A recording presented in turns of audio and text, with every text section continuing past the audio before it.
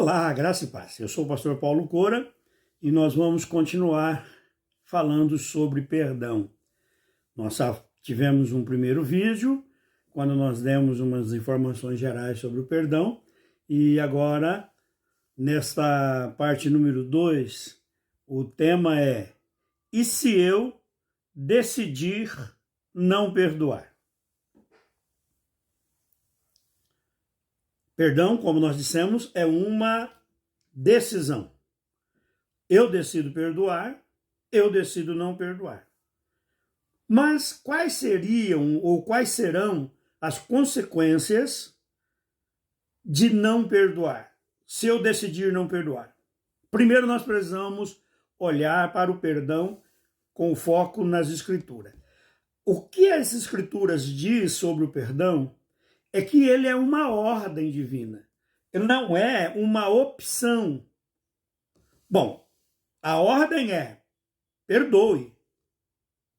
Se eu desobedeço uma ordem, desobedecer é pecar. E se eu peco, o pecado separa da comunhão de Deus. O profeta Isaías disse isso, que a mão do Senhor estava estendida, que o Senhor queria curar e abençoar, mas os pecados e as iniquidades separam o povo de Deus. Ou seja, a perda da comunhão íntima com Deus é a primeira consequência da decisão de não perdoar. Olha, essa ofensa foi muito grande, então eu não vou perdoar. Decido não perdoar, ele não merece. A partir desse momento, o meu relacionamento com Deus está rompido, está em separação total. Essa é a primeira consequência. Jesus também disse algumas coisas interessantes no capítulo 6, quando ele ensinava a respeito da oração. Ele disse que se nós não perdoarmos aos que nos ofendem, o Pai que está no céu também não nos perdoará. Ou seja, quando eu retenho, quando eu não libero perdão, perdão a mim também é retido e não é liberado. Eu sei, existe muita gente que acreditando que Deus é amor. Como é que Deus vai fazer isso? Deus entende a nossa condição. Deus é amor, Deus entende a nossa condição, Deus Filho se fez homem, viveu como homem, sabe como a barra aqui é pesada. Mas ele não se abaixa ao nosso padrão. Ele desceu ao nosso padrão para elevar-nos ao padrão dele. Ou seja, a vida humana de Jesus foi descer, se humilhar, viver como homem, mas ao ressuscitar, ele gera uma nova vida. Uma vida para aqueles que o receberem, crerem e o receberem, uma vida no nível de Deus. E o nível de Deus é: ou você perdoa, ou seus pecados estão retidos. Essa é uma segunda consequência. A terceira consequência, e a mais grave de todas, é aquela que Jesus mostra na parábola do credor incompassivo. Jesus diz que tinha um homem que devia uma fortuna impossível de se pagar para um dono das terras lá, para o senhor deles, e ele pediu que desse um tempo, que ele ia trabalhar, ia resolver, e então aquele senhor disse: não, faz o seguinte, você está perdoado, vai embora, não precisa pagar nada não. E logo que esse homem saiu ali daquela sala onde ele recebeu o perdão, ele encontra com um companheiro dele que devia lá uns 100 dias de trabalho para ele. E falou: não, me paga. Ele falou: mas escuta, cara, dá um tempo para mim, eu vou dar um jeito e pago você. 100 dias, eu dou um jeito, dá para pagar em um ano, eu ajeito aí. Não. Chamou os carcereiros e prenda esse cara. Enquanto ele não me pagar, não solta ele. Alguém viu isso? Sempre tem olho, né? Tem olhos. Olhos. E alguém contou para o Senhor. O Senhor o chamou e disse, olha, cara, mas eu te perdoei uma fortuna. E você não perdoa uma merreca? Chamou os carcereiros, mandou prendê-los e entregou na mão do verdugo. O verdugo é aquele que castiga na prisão. Seria isso.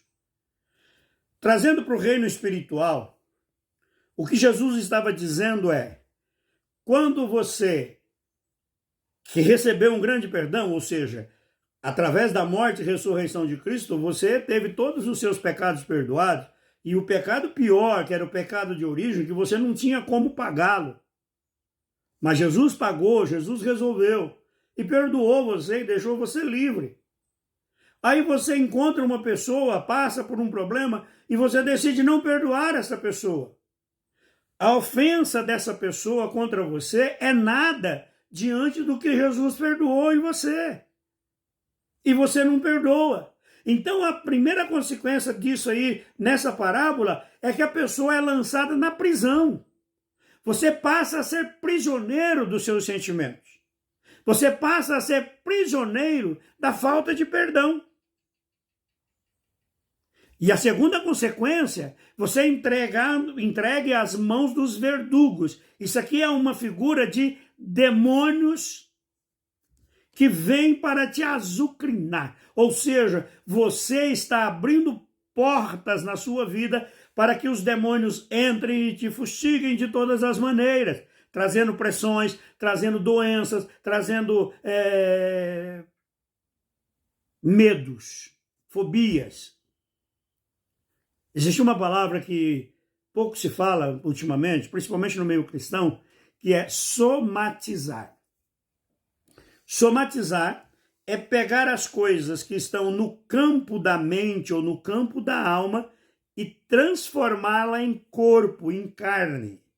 Ou seja, eu estou doente mentalmente por causa de alguma coisa que eu fui atingido, eu estou lá bicudo, estou rancoroso, e isso começa a trazer enfermidades para o meu corpo.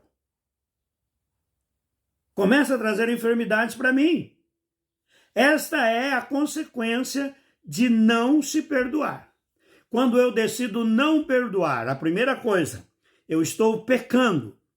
E se eu estou pecando, o meu relacionamento com Deus é rompido. Segunda coisa, Jesus ensina que se eu não perdoo, eu também não sou perdoado. Continuo separado de Deus.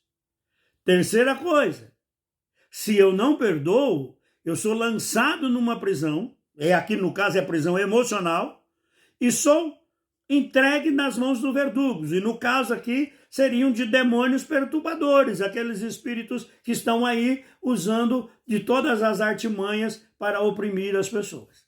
Entendeu? O perdão é uma ordem divina. Então, se você não obedece à ordem divina, você está em pecado. Você está em pecado, você está separado de Deus. Você está separado de Deus porque a falta de perdão impede o teu perdão. E você está preso. Você está preso numa prisão emocional. E essa prisão emocional traz como consequência a abertura da sua vida para demônios. E se eu decidir não perdoar, ferrei com a minha vida. Num primeiro momento pode até não parecer nada, mas eu ferrei com a minha vida. Ok? Paz. Logo sai o próximo.